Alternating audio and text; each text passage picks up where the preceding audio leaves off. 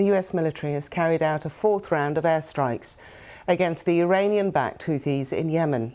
The US says it struck 14 Houthi missiles, which may have been intended for attacks on shipping in the Red Sea. It came just hours after the Houthis used a drone to hit another US-owned cargo ship in the Gulf of Aden.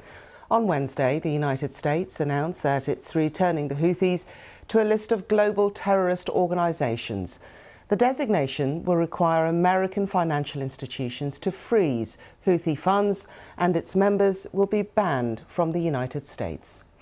It was back in November that the group began attacking merchant vessels in this key waterway, saying that they were responding to Israel's military operation in Gaza. Well, since then, the Houthis have launched dozens of attacks on commercial tankers passing through the Red Sea, one of the world's busiest shipping lanes. Well, answering questions about the latest US strikes in Yemen, the Pentagon's press secretary, Major General Pat Ryder, said the United States is focused on deterring the attacks in the Red Sea. In our assessment, we hit what we intended to hit with good effects. Again, the objective here was to disrupt and degrade Houthi capabilities to conduct attacks. And we believe that overall, in terms of the scope and the number of strikes that we took, we have degraded their ability to attack.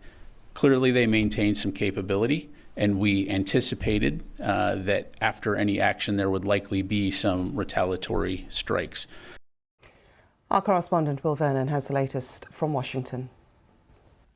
The US military in their statement saying that its forces targeted 14 Houthi missiles that were primed and ready for launch. And the language of this statement was quite interesting because it basically said that this was an act of self-defense. And this is a narrative we've seen time and again over the last week or so when the US and its allies are talking about the military action that they're carrying out in Yemen. That this is very much a kind of coalition, an international coalition carrying out a defensive mission, and that defensive mission is to protect international shipping, to protect the lives of mariners and indeed of their own service men and women, and nothing else.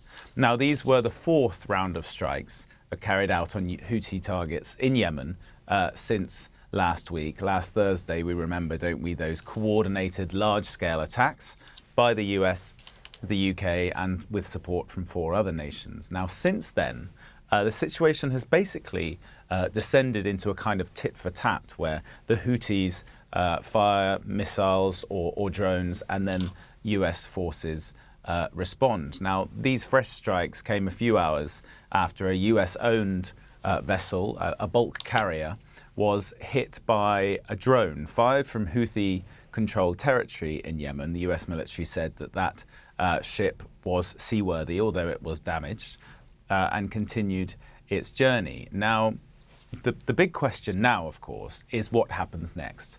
Because when those large-scale, those coordinated strikes were launched last Thursday, the US and its allies said that they had two objectives in that. The first one was to dissuade the Houthis from carrying out further attacks on Red Sea shipping. The second one was to degrade their capabilities to do so. Now, 1 week on, it would appear that they're not really having much success in either of those.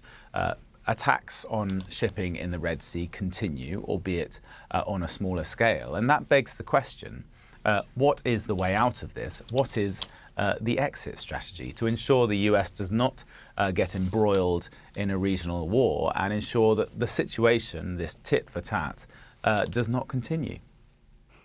And that was Will Vernon there.